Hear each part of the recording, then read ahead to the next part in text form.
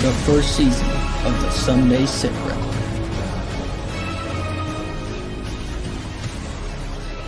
It's not just a tournament, it's a brotherhood. What is going on, everybody, and welcome to the 20th episode of the Sunday SITREP, the official podcast of the Armed Forces Fishing League. What's going on, guys? I don't know if you heard, Nick. I didn't even tell you this offline. We got ice. We're Northerners down here right now. We had ice on Friday night. You guys okay? It sleeted all day long. Good. And then it didn't stick because it never froze. So we're not truly Northerners, but we did get some ice and some cold weather, and it was not very fun for the South Carolina natives, I don't believe, or me.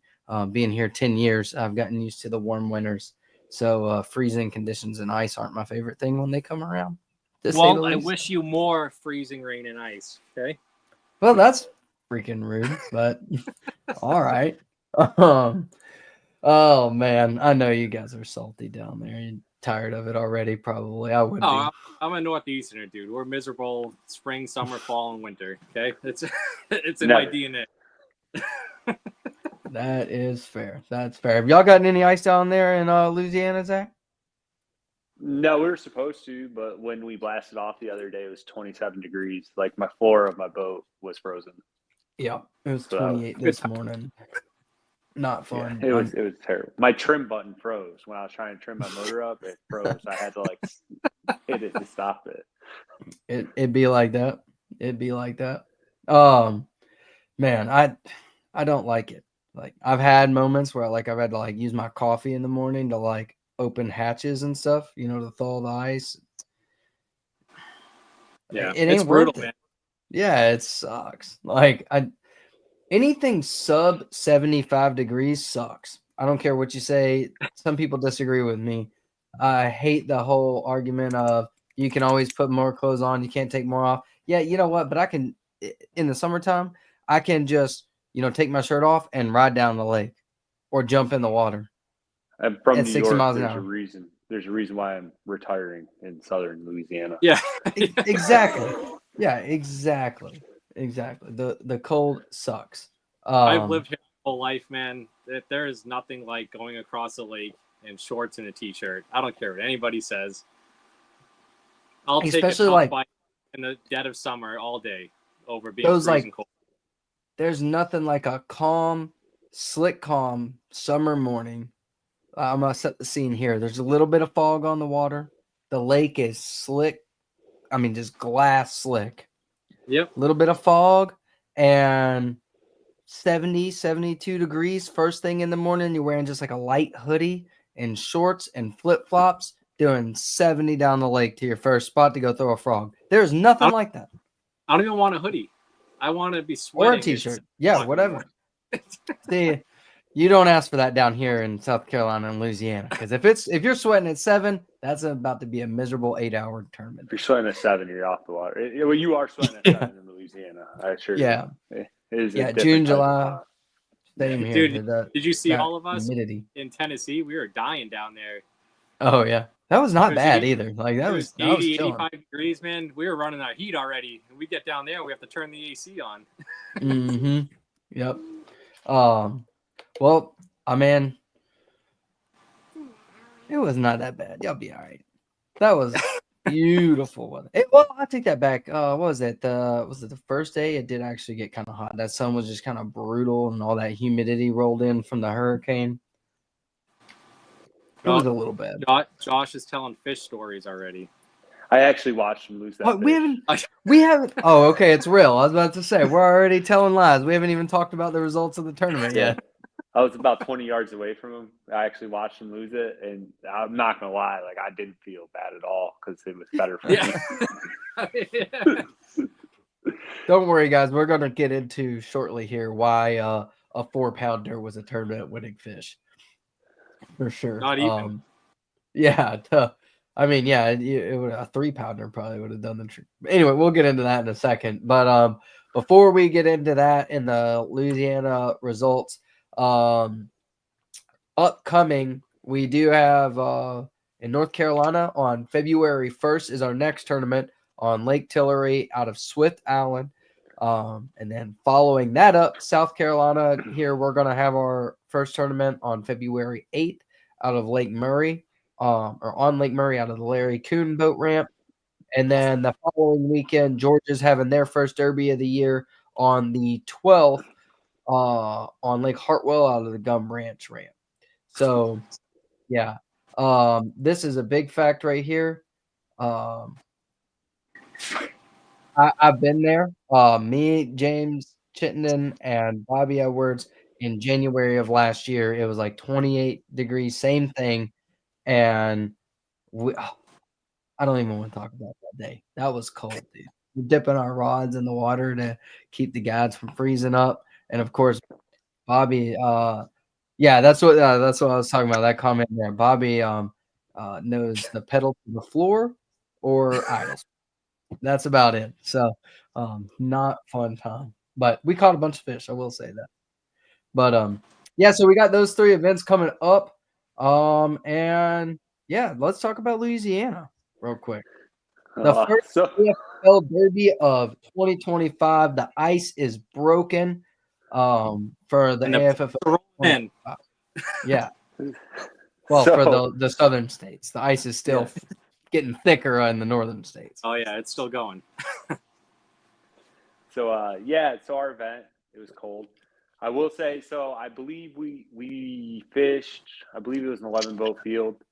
So that's about, I was figuring it out with Nick. I think that's close to 100% boat increase from last year. We've nearly doubled what we had last year. Plus we had 11 boats. Yeah, we had 11 boats this year, or this event, but we have 3 people that couldn't make the Grand Bayou event that will be at the Chico event. So I'll be sitting around the 13 to 14 boat field almost every week. So that's plus. Yeah, slow steps, good. Right? Slow steps. That's all we need. Growth. Yeah, we're getting there. Right. We're building slow. Absolutely. But I think we'll be at 20 boats by the end of the year if I'm looking at it realistically. But Perfect. As far as our event this year, it was a tough event. It was probably the toughest fishing I've ever been in because we had roughly a 40-degree temperature swing in a matter of 3 days before our event. So really not much I could do with that. Out of 11 boats, we weighed in 4 fish. Chris Warren took in the win with 285, and he took big fish with a 2 pound and 2 pounds 85 ounces. Yeah. Nice. So that's the winning weight. Yes. Not big fish. Ladies and gentlemen, we are not talking about a big fish weight. We're talking overall. Overall. Well, that was overall and big fish. And big fish. Big fish. Goodness gracious. So that's why Josh Morgan's 4-pounder was so important. Yeah, he would have won. I watched it. So me and Josh ended up, well, actually me, Josh, and Chris, we all ended up in the same starting area because it's a small lake. So it's not, there's not a lot of places to start, right? Like it's winter and there's one creek channel that runs through that entire lake. Where's everybody going? That they're going to that one creek channel. And I was talking to Josh. We were so close, and I watched him lose a 4-pounder at the boat. Like I seen the fish, so he wasn't celebrating making. I mean, I didn't talk. I didn't say much, but I was inside. I was happy. Got him. I was like, all right, man. I ain't got to worry about that today. Oh man, that lake. So that lake is known for big weights too, right? Yeah. To put it in perspective, like last year, I caught a 7-pound bass off of a drop shot in about 2 foot of water. I was like the week before, like me and Brandon Havis. Brandon Havis is another angler. That's like his it's his home lake, and me and him were talking back and forth. I think I was on a 22-pound sack and he was on a 25-pound sack. On Friday, the day before, he was catching 6 and 7 pounders. And then tournament day, it just didn't happen. It just was not. Yeah. I'm talking I was looking at schools of 200 fish sitting above bait piles. There's nothing more frustrating than that too, especially when you have live scope, active target, or whatever you're using. When you see the fish and then not biting. It's the most frustrating thing. Yes. Yeah, it's terrible. It was actually kind of funny to watch throughout the day because you could see, because it's a small lake, so you can kind of watch people run around.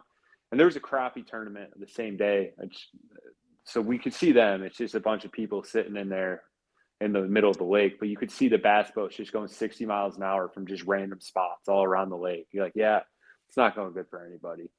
When you're going from 20-foot water to 2, it's not good. Yeah. Right. So 40 plus boats they had for that crappie tournament? Yeah. Did they catch them? Miserable. Not really. They caught bass. I pulled up on one sitting on my waypoint, reeling in a 2.5-pound bass. So that was pretty cool. I was pretty happy about that. Yeah. Yeah. That's frustrating. Yeah. So crappie's pretty big down south then if there's 40 plus boats. They're growing like crazy. You run into them every now and again. If I had known that there was going to be a 40-boat crappie tournament, I probably would have looked at a different day. But I had a lesson learned for me. I'd assume because you have to, for this venue, you have to schedule your tournament. So I thought that meant when I went and scheduled my tournament that there was no more tournaments happening that day. I was wrong. There was a big crappie tournament. And if it were Toledo Bend, it wouldn't have been a big deal. But that lake, I mean, and they're doing their thing, they're enjoying themselves. But when you're in the middle of the lake where everybody has to run and I have to weave through you, come on, man, Yeah.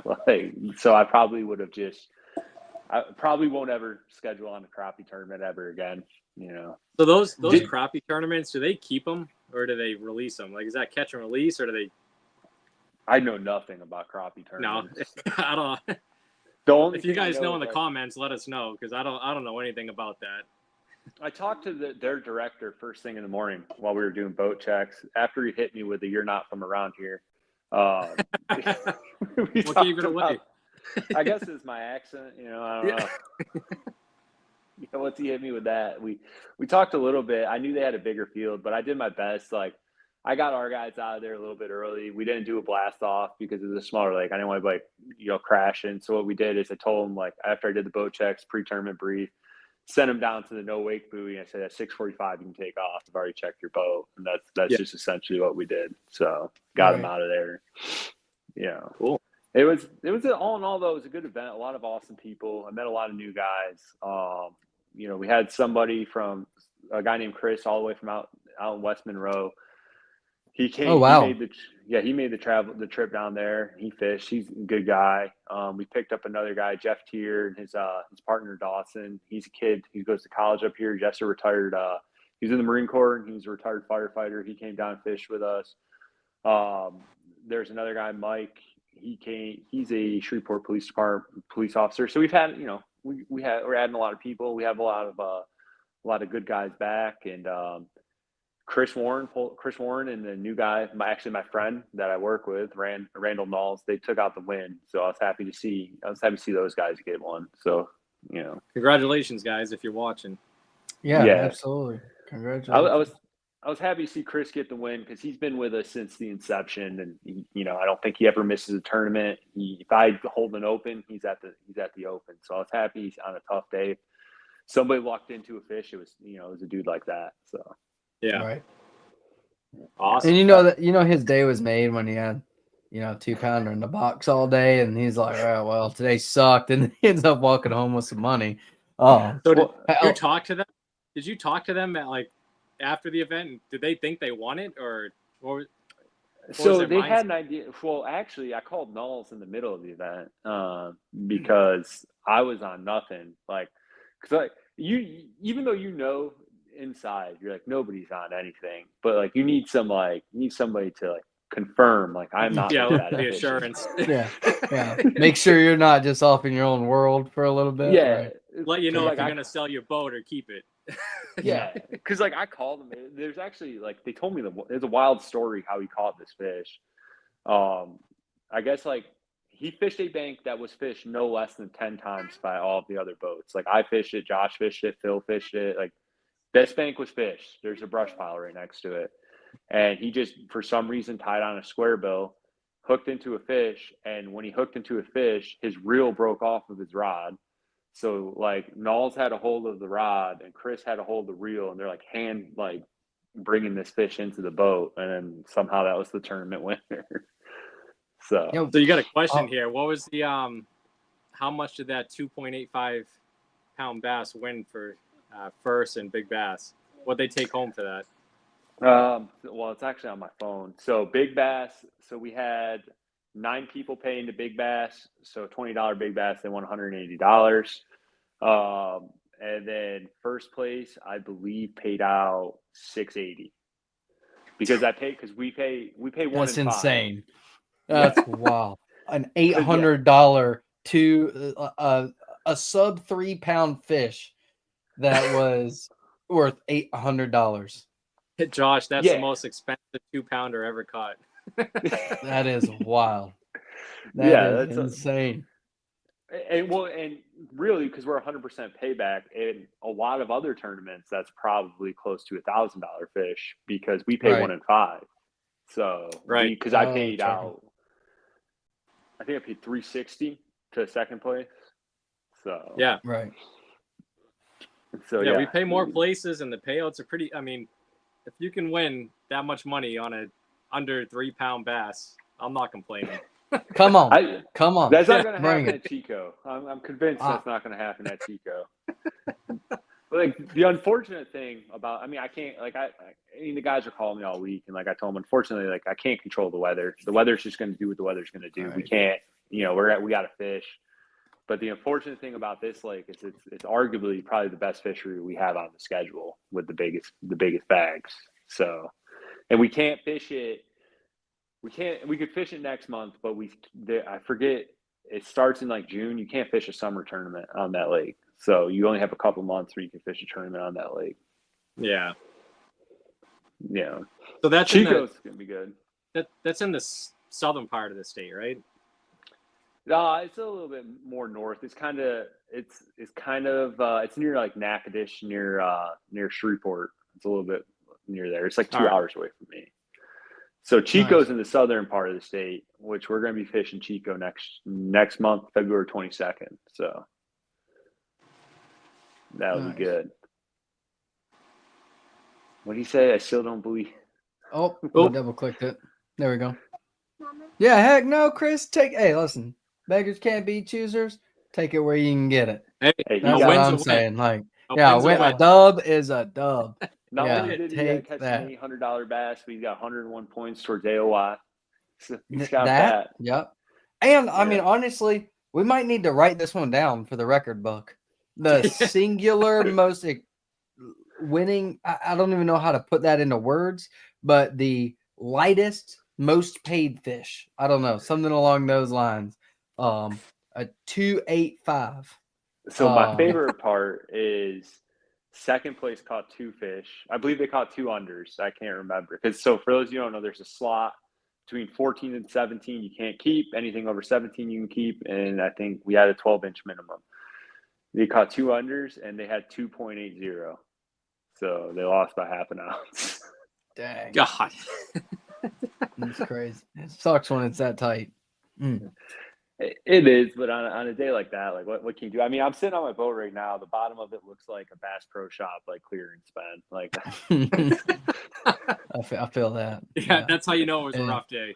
Yeah. Yeah, that's what your boxes are just scattered in the inside. Everything's just scattered. One of them's open. You got crankbaits all over the place inside. Yeah, it's just a nightmare. I had so many rods on the boat, like I was tripping over them and stuff. I was just like, I don't know. Yeah, that's my. I can't stand having like 20 rods on the front deck, but I can't make up my mind either. I'm always like, in South Carolina, you got a lot of jump fishing, right? Like patterns are weird here sometimes. So like you can, you can catch them on a crankbait in one part of the lake, then you can go throw a buzzbait in another part of the lake, then you can go throw a worm. Like, you know what I mean? So like I always have a bunch of stuff ready for any scenario. Someone's like, oh, well, if I come across some lily pads that look right, I'll have 3 different frogs, and you know what I mean? But it still aggravates me. Like you're saying, like, yeah, that's Philip's thing. Yeah. Normally I keep 3 rods on my boat. I keep my spinning rod. I keep 2 bait casters. I have 3 to 4. I keep my 2 bait casters, my main pattern, my secondary pattern, and then like I have a frog if I'm coming across the lily pads and I want to catch a big fish. But I try not to keep more than 4 rods on the boat. Yeah, you have more self-control than me. Yeah, me too, man. It's bad. I can't. It's bad. That's my goal. So when I launch in the morning, I'll have 4 rods. By the end of the day, my deck is covered. Yeah. Well, I'm only gonna throw crankbaits today. That's it. Period. Yeah. Putting 3 cranking rods on my deck. That's all I'm doing. 9 o'clock hits. Where's my jig? Yeah. You'll know how good I'm doing if you roll up to me on the water by how many rods I have on the.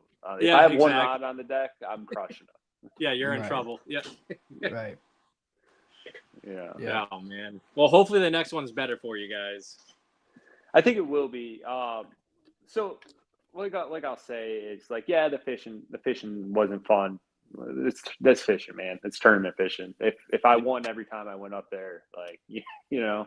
Yeah. Right. But what I'll say is, like, we've become, like I told you last time I was on here, it's like, it's proof of concept. Like, the proof of concept is coming. Like, we're good. Like, I don't think, like, we finished with the weigh-in, but like I don't think I left the ramp until like 4:30 because everybody was just sitting around talking, having a good time. So we went from, last year, a group of guys that don't know each other to now we're growing, and it's, I don't want to say, like, we're starting to become friends and everything like that. So I think it's what we're doing, building a community. That's what it's about. Yeah. The brotherhood piece, like, for real, not just the slogan, but for real. Right.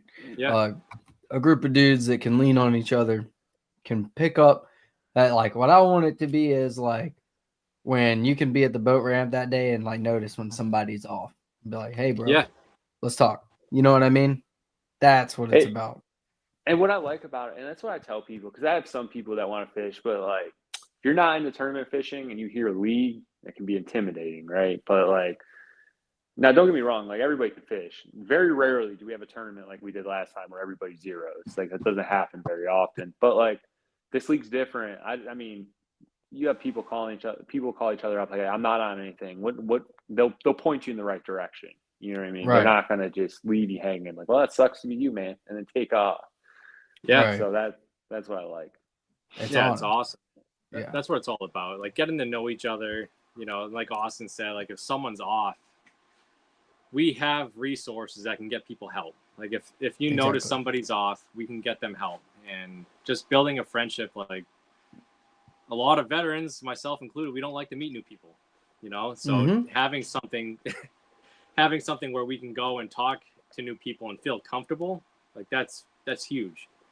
Yeah, because you've got 2 connections, right? Oh, my camera's backwards. You got 2 connections. You got the fishing connection and the veteran connection. Yeah. Not just one or the other. So that, and I think that's what is really what makes it good is. Yeah. You can bond over. If you can't bond over fishing, like, say Zach is a big crankbait fisherman, I'm a big worm fisherman, and we can't really bond over that. Maybe there's something we've done in our military career or vice versa, right? To where we could, find something to link up over and start talking over. Well, going on to say that Zach is a big crankbait fisherman. Right, and I'm a big worm fisherman. I mean, I like flipping. I've had that. I won't call it what I normally call it, but I've had my spinning rod in my hand for the last 3 months. So, I'm turning over a new leaf. He's becoming a scoper. He's a scoper that I'm not hoping in 2025. I'm scoping back to my roots, throwing Nico rigs and stuff. Attaboy. But what I will say, though, I think Gerald Swindle put it the best. Is like, this is the only sport where we can all relate to each other, right? Like, I can go up to Swindle or Van Dam and be like, hey man, what'd you do on the water? I was doing this was doing it. And be like, yeah. I can't see Dale Jr. pumping gas and like, yeah, you think you should put a few more shims up in there, or, torque the suspension this way or whatever, You can relate to everybody in it. Like, even if I only crankbait fish, I can talk to somebody like, oh, so you were throwing an old monster on a ledge, Exactly. Right. You get it. We can relate somehow, some way. And sometimes I think the fishing might be a good like lead into people connecting in the military that never thought they would connect, right? Like, I never thought that Bobby Edwards as a infantryman, right, and me as an aircraft structural maintainer in the Air Force would ever have military things in common. And what we do is completely different. They're not comparable whatsoever. However, there's things that we can talk about and relate. You know what I mean? And you see what I'm saying? Like, well, it's like me. Like I'm an infantryman to my core, but Josh was a wheeled vehicle mechanic in the Army, and I probably talk to him more than I talk to most people in the Army right now. You know? Right. It's a suck. We all have suck. It's just different suck. I guess. Yeah, for sure. It's just different how it sucks. It's just that bond, like veterans and like Todd, my buddy in Kentucky right here. He was a firefighter in his town, and like even first responders, like we all have our walls that we put up with people because we don't think people can relate. And when you all get together and you start sharing stories and stuff, you're all in the same playing field. Like it's all level, you know. You know, that's what it's all about. He had the best time down at Nationals. He's not going to miss another one. He said, if he can make it, he's going. He doesn't even care if he finish. He just wants to go. I love Todd. If y'all didn't meet Todd, you need to meet him next year. He's awesome, dude. He's hilarious. He is hilarious. Fun. Maybe I'm a little biased because I'm a Kentucky boy too. I don't know, but I thought he makes it well known that I'm a Yankee. Hey man, at least you don't run a fishing league in Southern Louisiana, being from as far north as you can be. I hear the Yankee jokes all the time. You are at the polar opposite end of the country. Like, I hear the Yankee jokes all the time. Yeah, man, that's awesome. Cool. Well, do you have anything else you want to add about the event? No, man, like I said, it was a good event. Unfortunately, there wasn't a whole lot of fish. Like, I don't even have a fish story to tell. So that's wild. Josh had one. Okay, Josh had a fish story. Yep. And it was awesome. It was a good story. That's my fish story. Yep. Watching Josh lose a 4-pounder at the boat. Right. Nah. The fishing wasn't good. The fishing sucked, but nothing we can do about that. But all in all, man, it was an awesome time. I was glad to get back out there, you know, get the league started, seeing us grow. History on my hat. That's a New York Football Giants hat. History to grow, you know, everything like that. History on my hat. So this is actually a replacement hat. My other hat is on the bottom of Toledo Bend right now. Love that. Hats to the lakes up here. Yeah. I've worn the same camouflage New York Giants hat since I was about 18 years old. And I'm a diehard New York Giants fan, even though they're absolutely awful. Zach is from New York, Lonnie, if you didn't know. Yeah. My friends think it's hilarious that I walk like up to weigh-ins in the deep south with like New York, like usually I'll have like a New York Giants shirt on or something, like a New York shirt or something like that. That's it. I'm a diehard New York Giants fan. I'll have to fly a Patriots flag at Nationals or something. Yeah, I'm not a big fan of Boston, but I am a Giants fan. Oh man. Cool.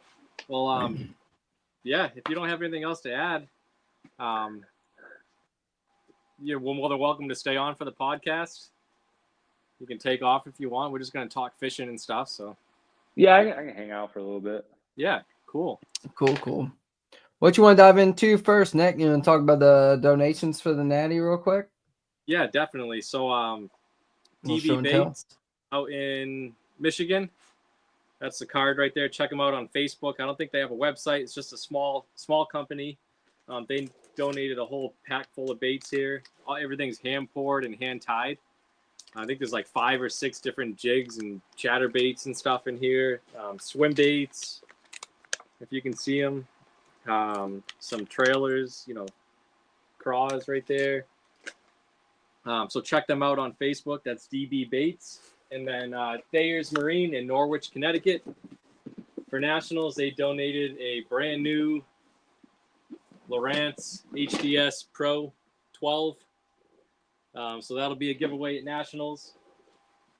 And then Luz and Strike King also stayed on board for Nationals, and they're going to donate more rods and baits and everything. So, I mean, it's only January. Like I said last week, people are excited about it just like we are. So that's just showing you that the league's growing. We're getting more attention. People are on board with the mission. So more things to come. That's all. So check them out. DB Baits and Thayer's Marine in Connecticut. Thayer's Marine, they have a huge inventory, new and used, Bass Cat, Icon, Camus, Nitro, Triton, Ranger, Lund, Tracker, anything you can think of, really.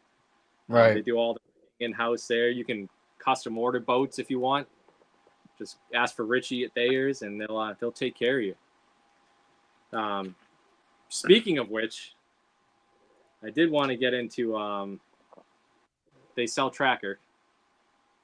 Oh, yeah. Going a little out of order. No, but before we jump in too far now, while we're talking about donations and stuff, I have not said it yet, but for anybody that hasn't, I've seen a lot of folks already have, but if you have not, make sure you guys like, share, and comment hashtag #TheSITREP for a chance to win. And if you're not subscribed to our YouTube, it's Armed Forces Fishing League on YouTube. Just search that up and go ahead and subscribe to us. I have noticed we have had about 5 YouTube watchers, which is a plus up. I'm happy with that since we've been here. So if you have not done this already, go ahead. We've got 12 likes and 18 viewers. So I know some of y'all at least need to like it for sure. Let's see how many we got in there. We got 10 entries in the giveaway. So make sure y'all do that. Take a chance at a t-shirt and some barbecue sauce. Come on. But all right, Nick, stuff. Diving into the Tracker, huh? Yeah, sorry, going a little out of order. So just to talk a little fishing here and boats and stuff. I don't know if you guys saw this new Tracker boat.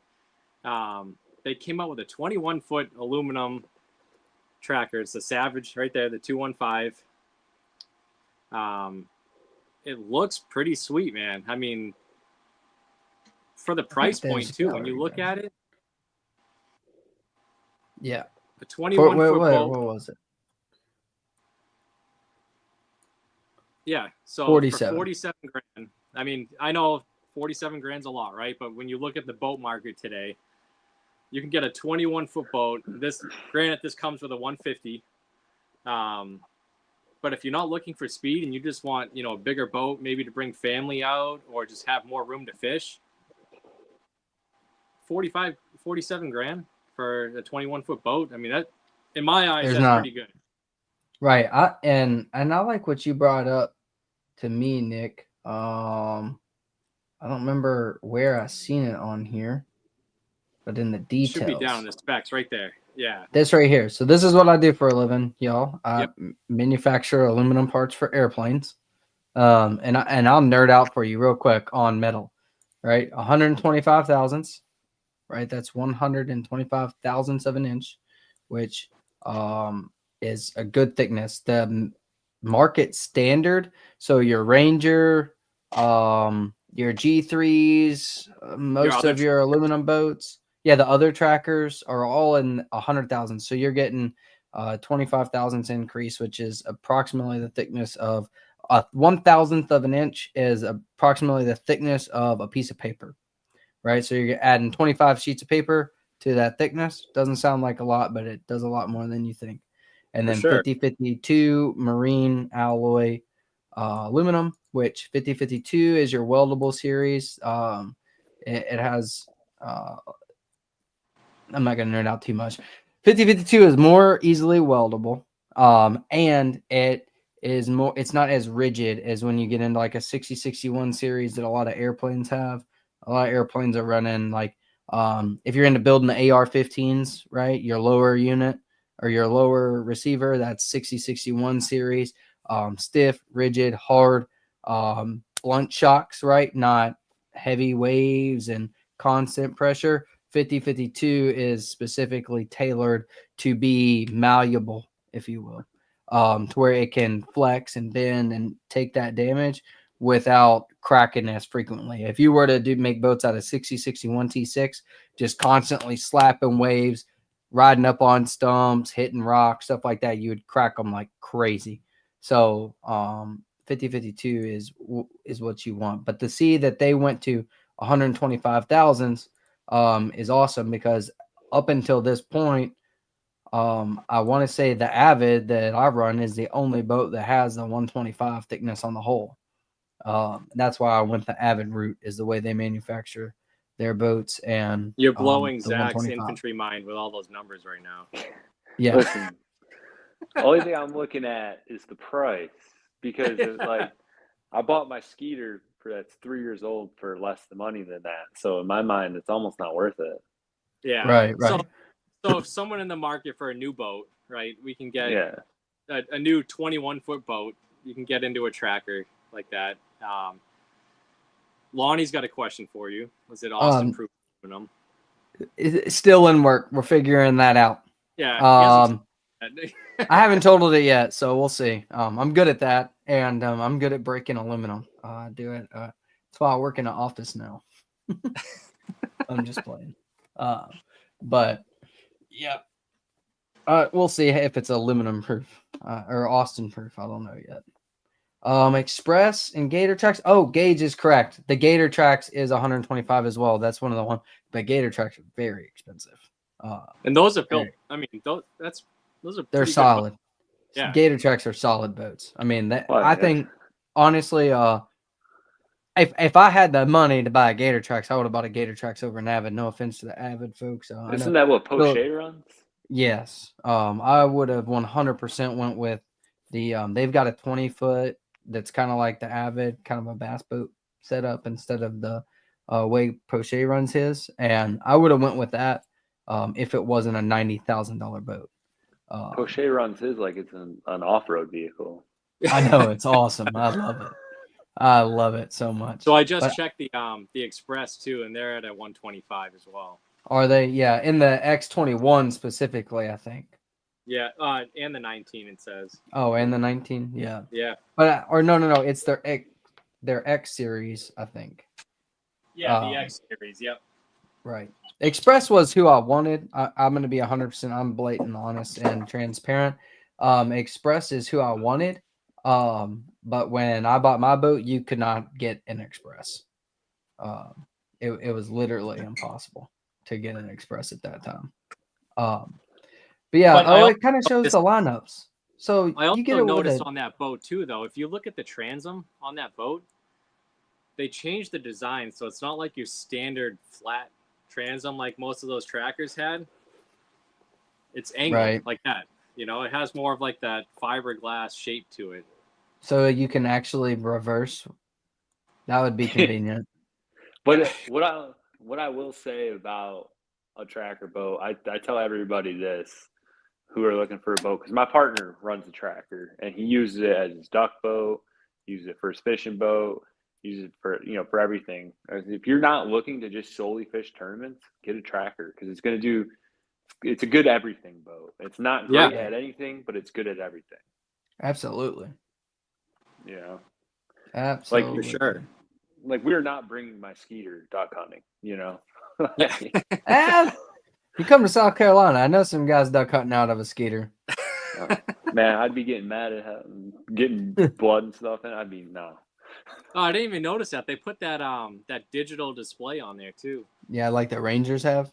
Yeah. I doubt it's the same one as the Rangers. The Nitros have that too. Like all the newer boats have that, like that digital gauge display. That's pretty cool. Right. It's pretty sleek looking. I mean, I like it for the price point. I mean, if you're not looking for it to go 60, 70 miles an hour, a 21-foot boat for $47,000. It's got a good live well. Yeah. Deep, it looks like. Yeah, I like it. Yeah. I've never been against tracker by any means. I don't really care for that though. Oh, disregard. I thought that was backwards. I thought the rods were facing. I thought this was a flipped picture, but got a big center rod locker with storage as well. And the way this looks, I don't see a picture. What's that middle? Not. What's that step up? Is that the cooler? Yeah, I really enjoy that. Yeah.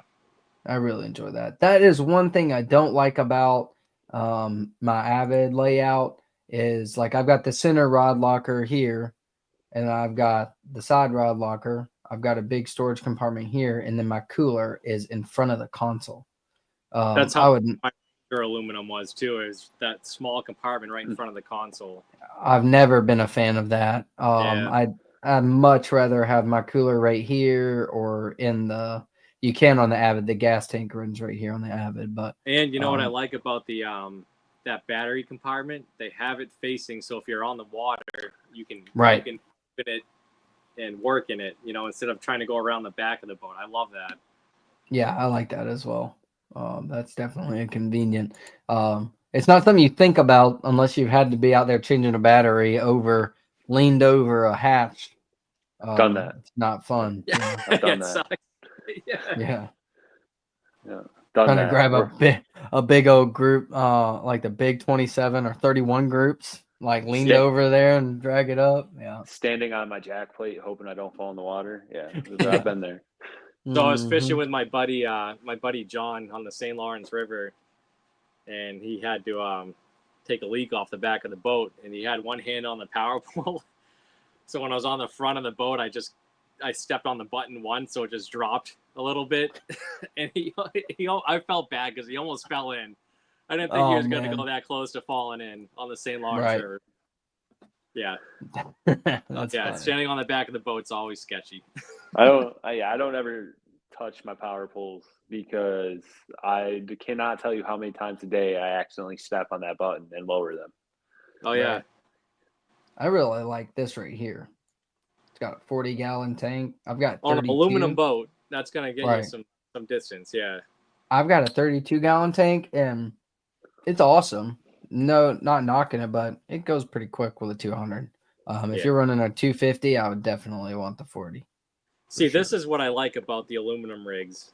This is what I miss about it, is that package weight right there. Right.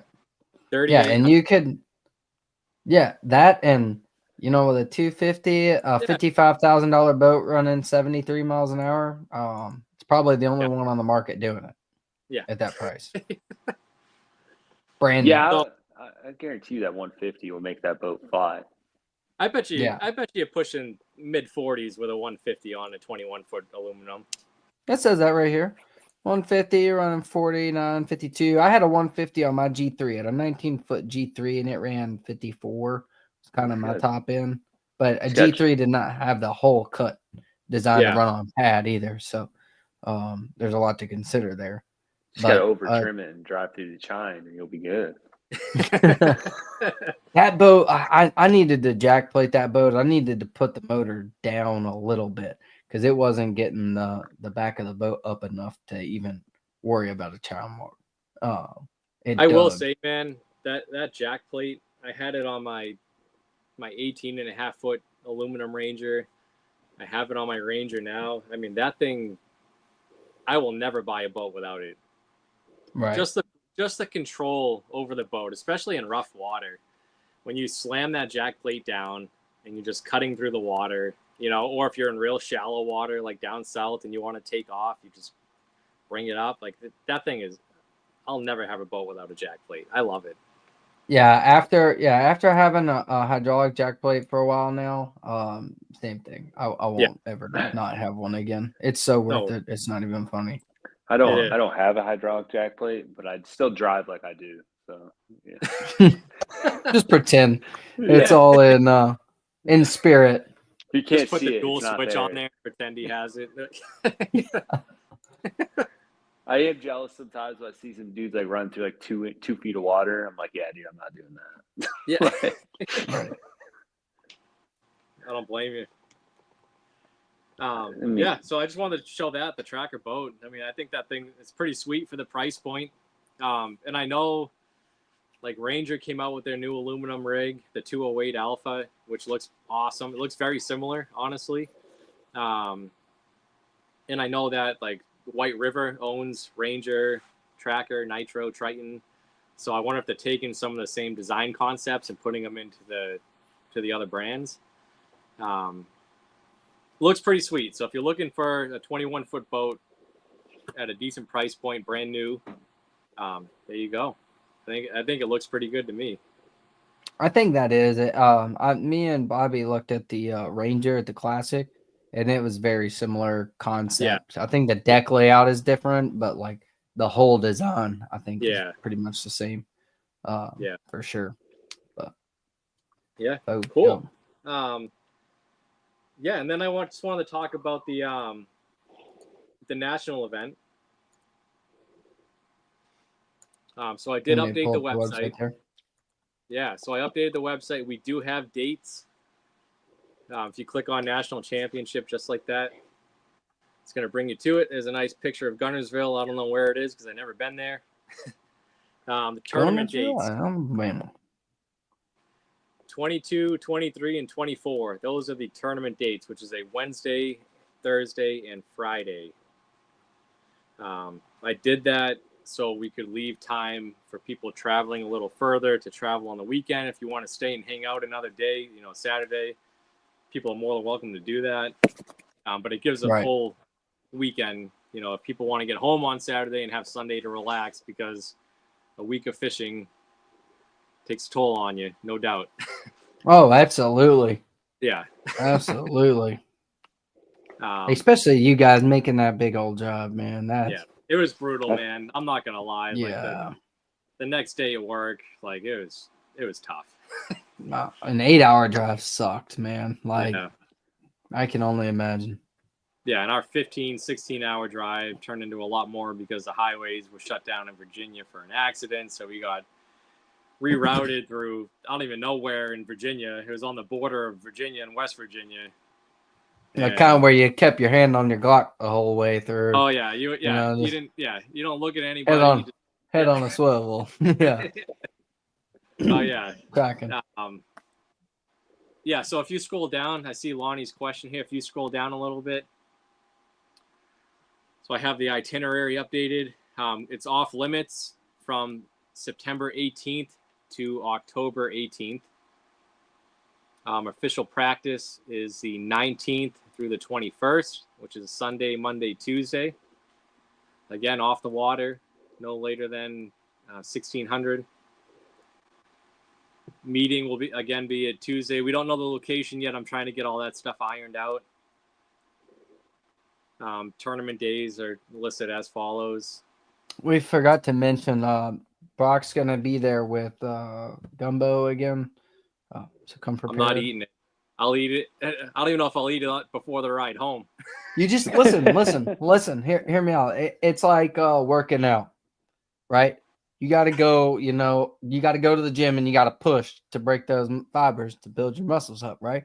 Right. You got to eat it built muscles the gumbo to get used to it, right? So this year you might have to go. Utilize some dude wipes on the bank again. However, as the years progress, you'll be, equipped and ready, and then we'll just make the gumbo. It's kind of like a rite of passage at the AFFL National Championship. I eat spicy food almost every day, and let me tell you, that wasn't. It didn't feel that spicy going in. I'll leave it at that. Yeah, I'm with you. I was blessed. I didn't have to utilize the bank. However, I do concur with the remainder of that sentence. It was definitely spicier on the back end. I eat gumbo probably like 2 to 3 times a week. Really shouldn't, but it's delicious. It is delicious, man. Josh, listen, I know. Okay, Josh said that wasn't spicy. I asked Brock. He said that was mild. I get it, but when it's in that like soupy form, it has a different effect on the body. That's all I'm gonna say. Oh man, I could go for some Lonnie's of it right question, now. Yes, we are launching out of Goose Pond. We have the ramp reserved for Wednesday, Thursday, Friday. It's a huge ramp. It looks like it can hold 4 boats, probably launching at the same time. Like I think it's 6. 6, yeah, 6. Right. Okay. So Goose Pond has cottages. They have a hotel. I don't think the hotel has kitchens in it. I asked them. They said there's like a couple rooms that do, but most of them don't. They do have grills on site that you can use.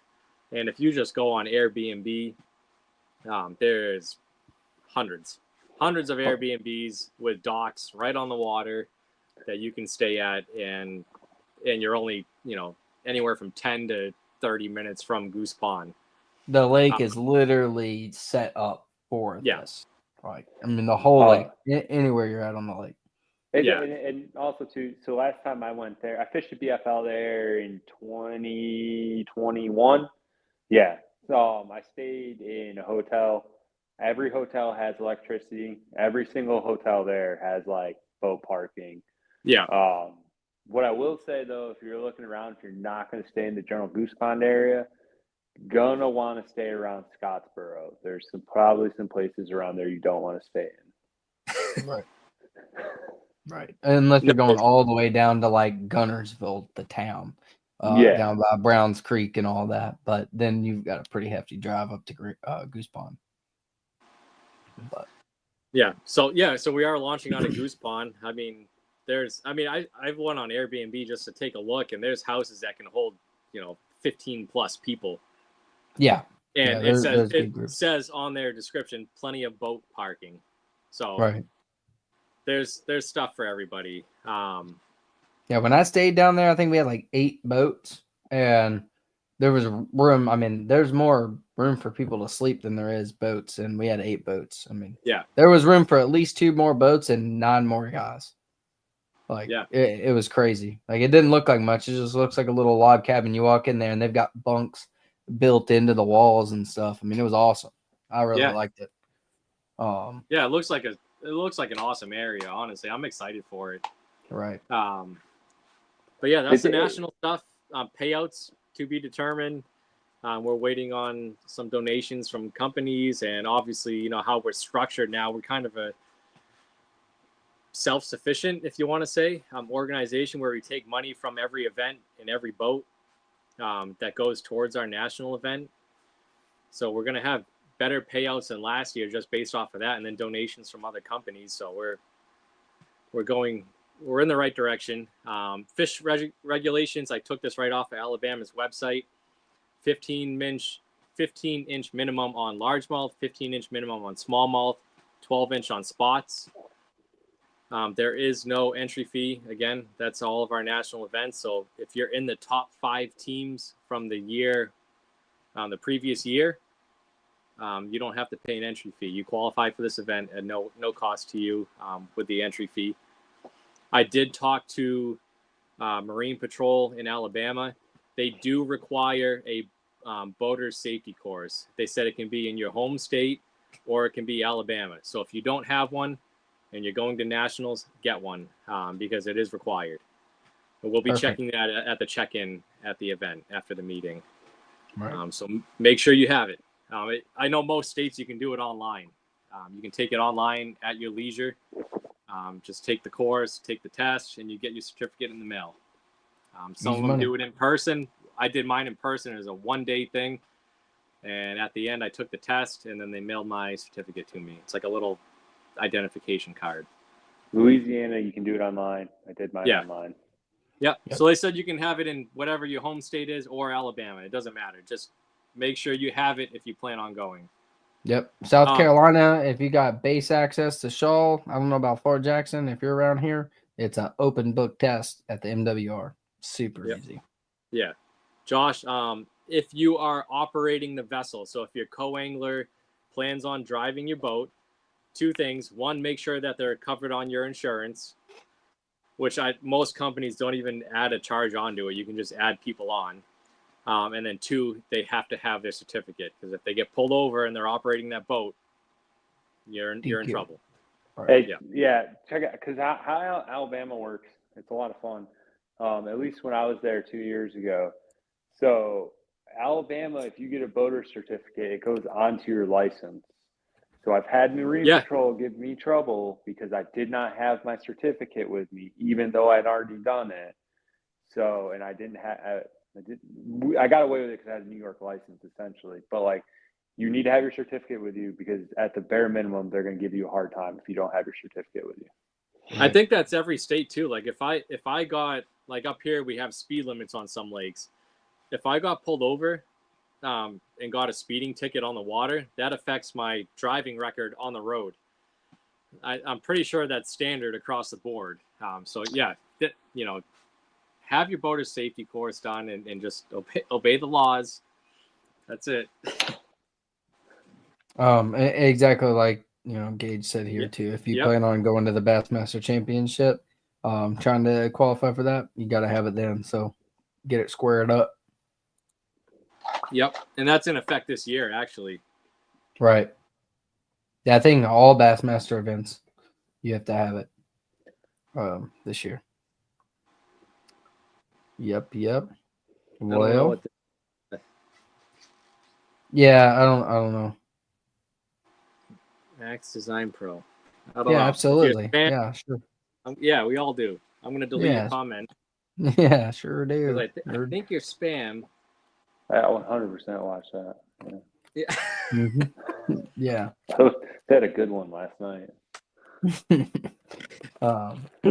So again, your points. So Zach, you guys started the season off this year for us.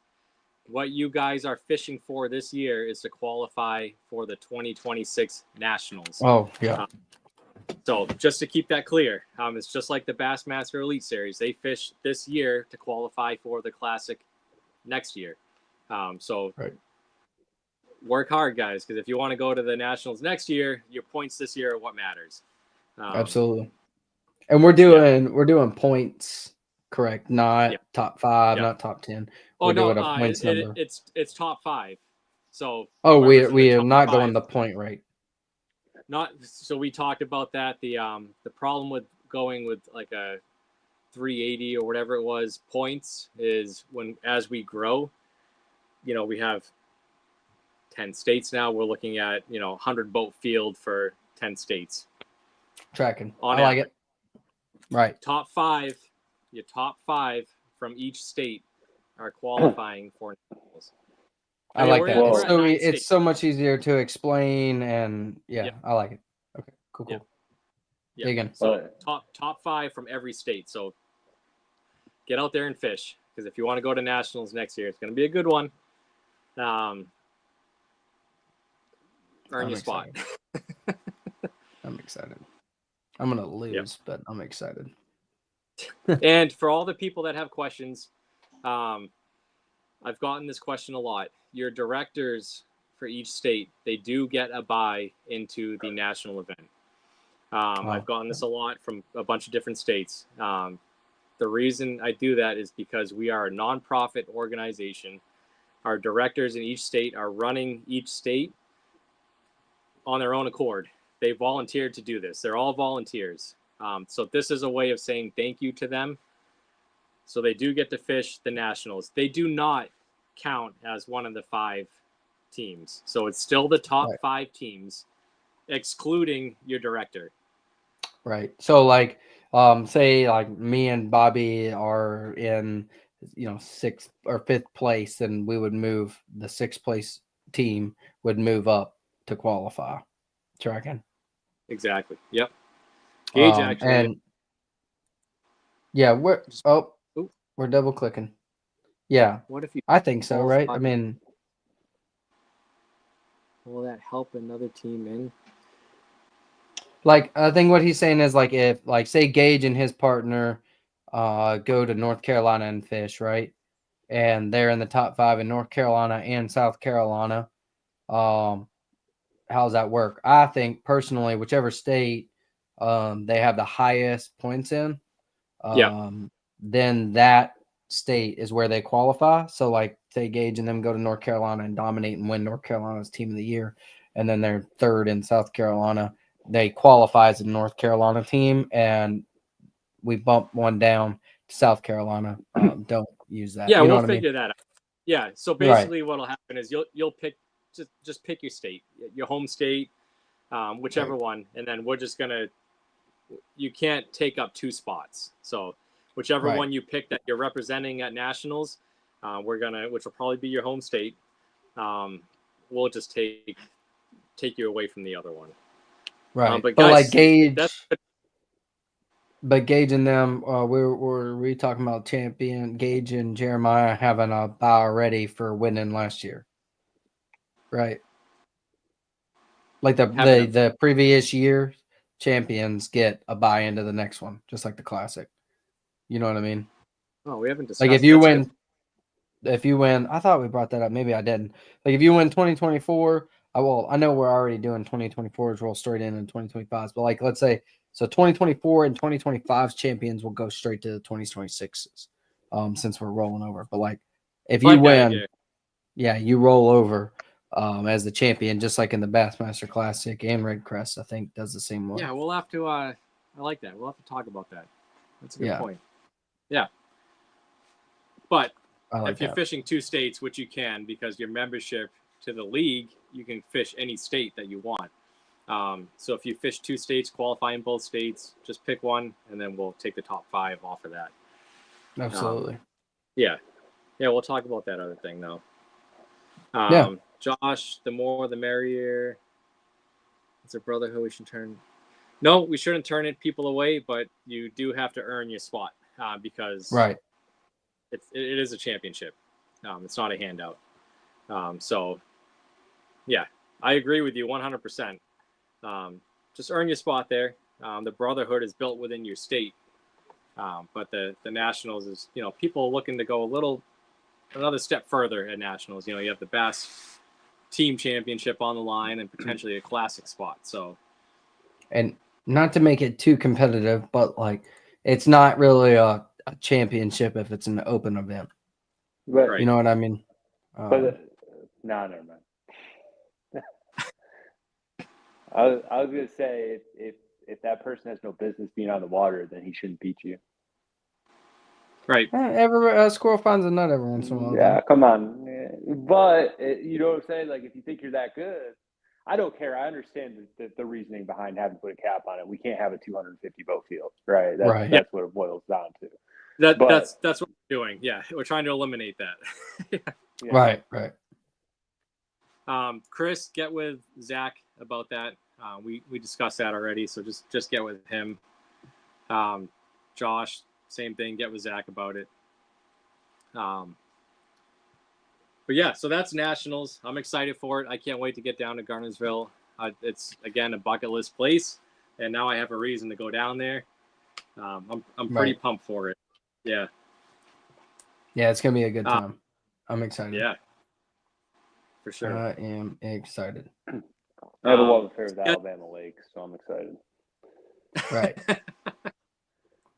Exactly, Josh. Yeah, all the teams that were at the championship this year were rolling over into next year since we're switching it up with the way you qualify. We'll probably have a few more because of hopefully. Don't even say it, but we'll have a few more. Yeah, you know why we'll have a few more. Some people couldn't show up this year for reasons that they couldn't help. We're not gonna jinx it, right? Yeah. Right. Let's touch on the schedules. You want to go over your schedule? Yeah, for sure, and exactly what Gage said, right? Like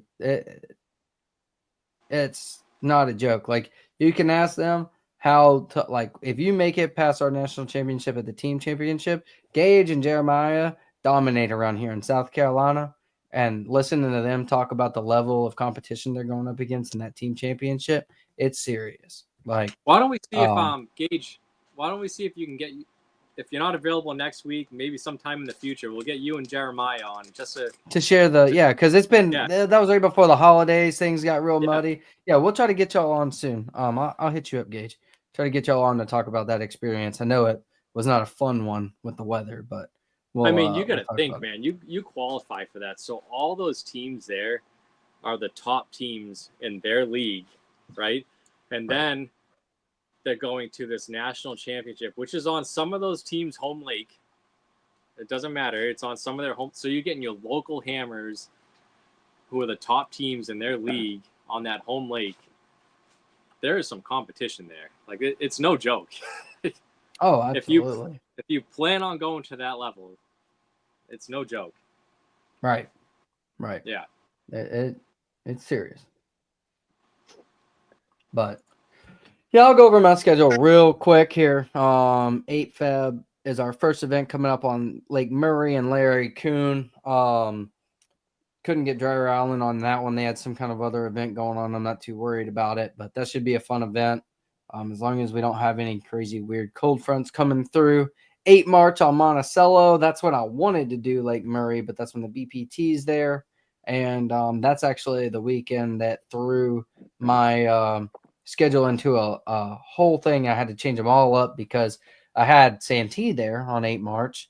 And then right when I was about to finalize and push it out, the MPFL dropped their schedule, and they have their event on Santee the same weekend. So obviously I'm not going to do that. That would not be a fun time. And then 5 April, we're going to go out to John C. on Santee. Pretty excited about that. 10 May, Wateree, Clearwater Cove. That should be a good derby, especially if we have some warm weather. If there's a shad spawn going on, that could be really fun. And they might, depending on our weather this year, there could be a chance of fish on the bed still then.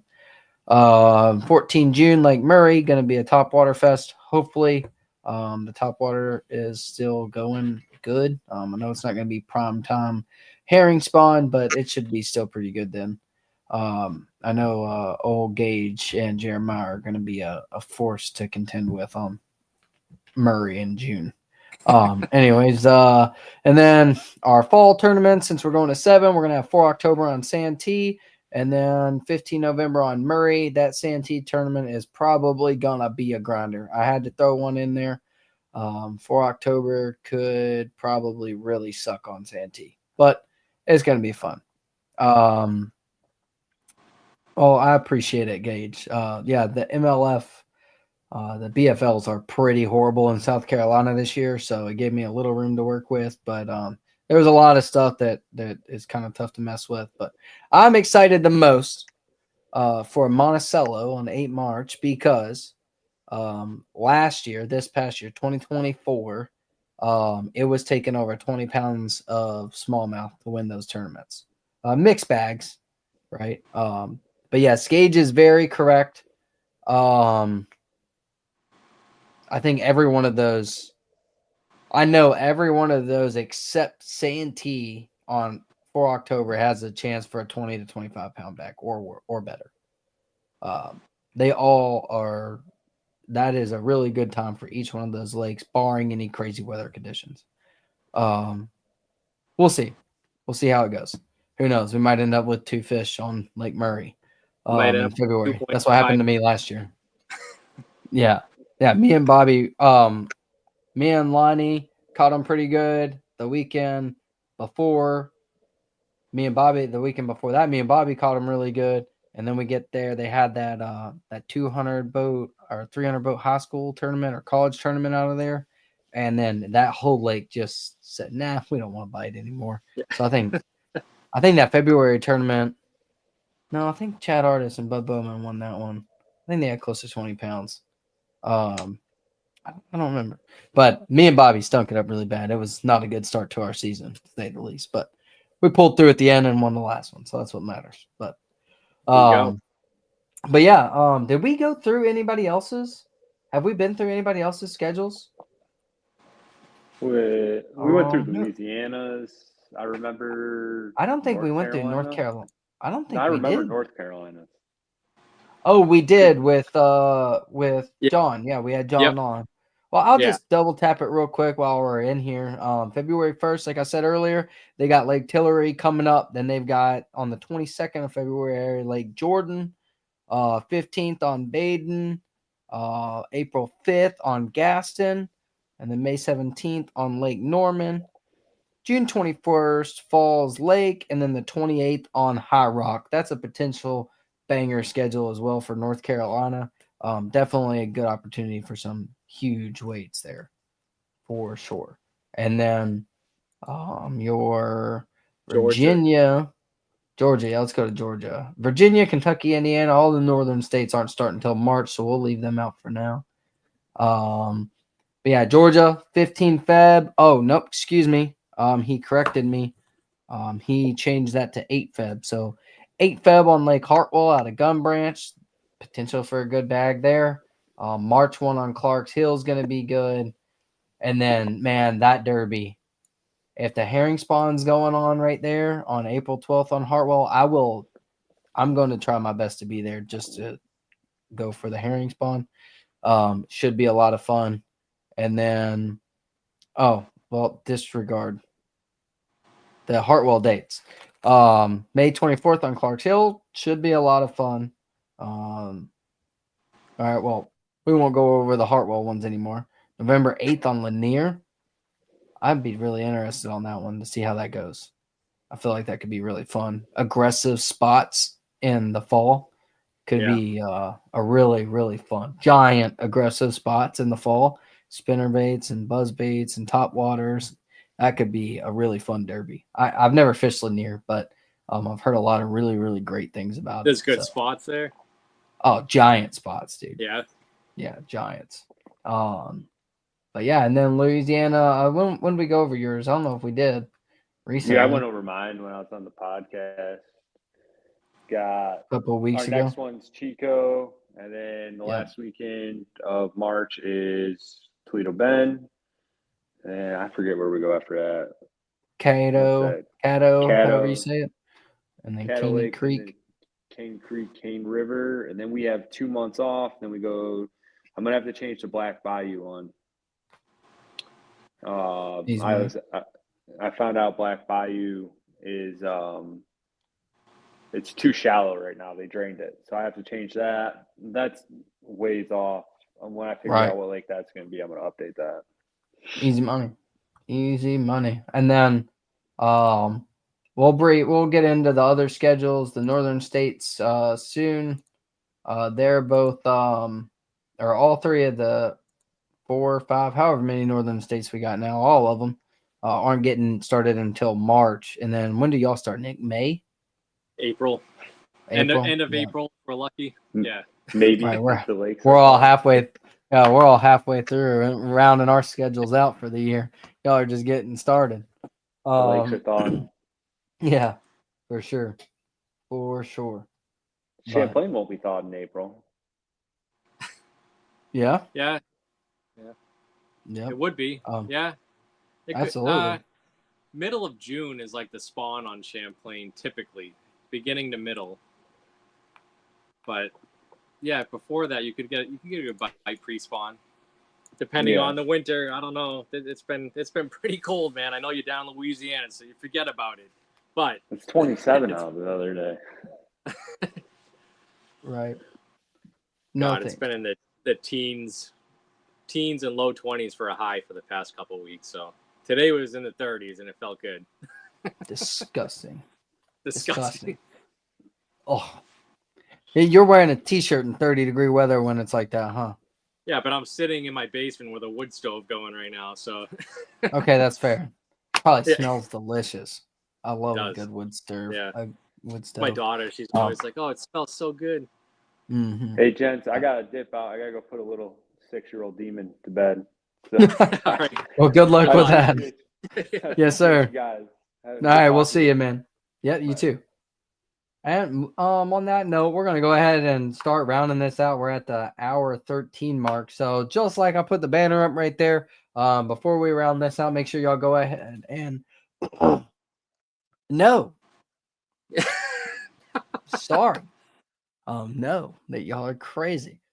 Josh, you're getting snow, but it's not gonna last. Let's be real. Yeah, I mean, if it even sticks down there. But I mean, it's sleeted here all day Friday, from like 10 a.m. to like 1 in the morning, and it never stuck anywhere that I seen at least.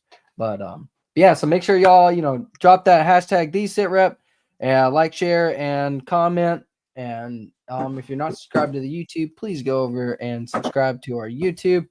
And if you're on YouTube and you're not on our Facebook page, now that we're starting to get a few YouTube folks here, jump over to our Facebook page, Armed Forces Fishing.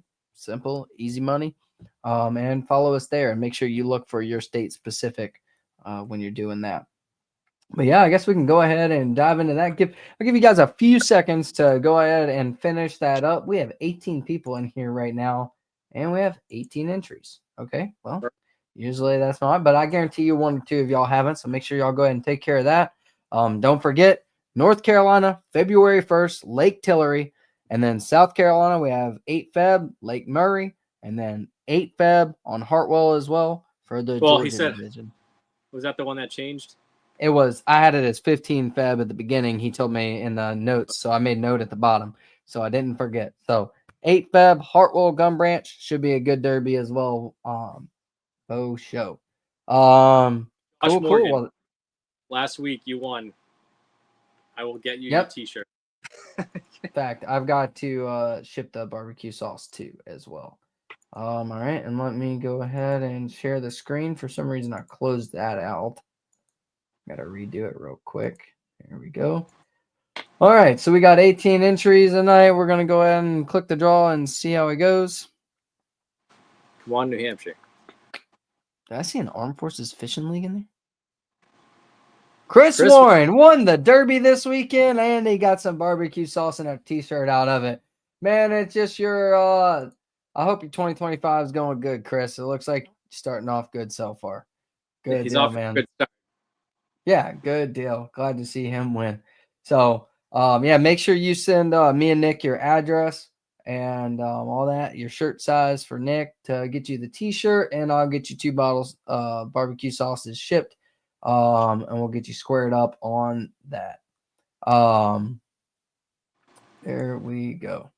And that's really all we have on the normal podcast episode. We're about to dive into our devotion. If you don't stay for that, if you normally leave, stay for a second with us. We have a really good friend of ours, Mr. Dave Hicks, and his family are going through some stuff right now, and we just want to lift him and his family up in our prayers, and be there for his sister and all their loved ones going on now. And thank you to Mr. Gage Spagnola for helping us out. We were busy getting everything ready, and Nick was talking to him, and he gave us a good verse to go over with that, or for this situation. And he gave us a couple, but John 14 really stuck with me for this. And it's John. I think I have the banner. I didn't do the banner, so we can close that out. Yeah, John 14, 1 through 3. Don't let your hearts be troubled. Trust in God and trust also in me. There's more than enough room in my Father's home. If this were not so, would I have told you that I'm going to prepare a place for you? When everything is ready, I will come and get you, so that you will always be with me where I am. And just like that, right? I will always be with you, or you will always be with me where I am. He's preparing a home for us. I mean, it's already prepared. He's telling you there back then, 2,000 years ago, that he was preparing a home for us. It's there. It's ready. It's ready for us. You just got to go out and do his will. And exactly like he says in the beginning of that right there, trust in me, right? Trust in God and also trust in me. And for context, if you're not tracking, in this part of John, this is Jesus talking. When he's saying trust in me, that is Jesus telling his disciples there to trust in him. Trust in God, but also trust in me. There's more than enough room in my Father's home. Right? So as long as we're trusting in, what he's saying is we're trusting in him, we're trusting in God. He's going to bring us home with him. Trust the plan, trust the process. Even though a lot of times it doesn't feel like the shoe fits, the timing isn't right, and our timing or however, whatever is going on, you can apply this to a lot of situations. But right now we want to lift up Dave and lift up his sister, lift up his entire family, and call the Lord to be with them. Call the Lord to be with them. If his sister does not know Christ, we hope that in her last moments, we pray that he shows her who he is and she turns to him in those last moments so that she can go to that home. That's what we pray for tonight. Lord, lift her up to see you if she doesn't already. Dave, I don't think Dave's watching. Probably not. But this is the part of the brotherhood that we want, right? Lifting each other up in prayer, lifting each other up in emotion, through words, through scripture. That's what we want, and that's what we're all about.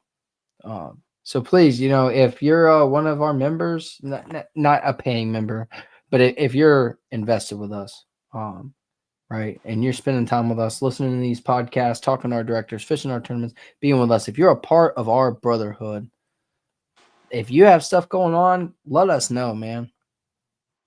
Let us know. That's what this is all about. Even if you don't want it blasted on the podcast, right? If you just need Nick or me or Bobby or Gage or any of us to say a prayer for you, reach out. Just let us know. Even if like we started the members Facebook group, right? You can post in there anonymously. You don't have to say your name. You don't have to say what your situation is. You don't have to do anything. Just post in there and say, "Hey, y'all, anonymously, I need some prayers." Roger that. And all we got to say is, "Hey, Lord, I don't know who that is. I don't know what their situation is, but lift that man up, lift that woman up, lift that person up. Give them what they need in your name." It's an unfortunate part of life that we go through, and I'm happy to hear that Dave's sister is surrounded by loved ones. And I know it's been a long battle for her and their family, and we pray that she finds Jesus. That's what matters. Nothing if she doesn't already have him, or we pray that she already is and she's ready to go, and Jesus is just laying out the mat ready for her right now as we speak. Lift that family up, Lord. Please, please, please. Lift that family up. And for all of you know, what I actually what I was gonna go before I learned about Dave and his family, I was gonna kind of dive into Luke a little bit, but I think this is very fitting and relating. Is it's the same thing I was going to talk about in Luke, was about not fearing, but it's the same thing, right? Is in trusting in God. He asks us a lot to trust in Him. Do it. Don't let your hearts be troubled is how that starts. That's how Jesus started that sentence. Don't let your hearts be troubled. It's kind of like you go back into Philippians 4 and it's talking about don't be anxious about anything. It's the same kind of concept. Don't be troubled by it. It's his plan, right? Everything's his plan. If you get in the book of Revelations, I don't know what chapter, I'm not too familiar, memorized with Revelations, but in Revelations, it already talks about the scroll of life. That scroll's already written. He knows what the plan is. You just got to follow the plan, follow the process, stay in the grind, stay in his name, talk to him every day, pray to him every day, stay in this book every day, stay in the process. He'll get you squared up. Even though you might not be able to see it right now, trust in God and trust also in Jesus. That's what it's saying right there in the beginning of that. But I don't really have anything else, Nick. Do you have anything? I don't.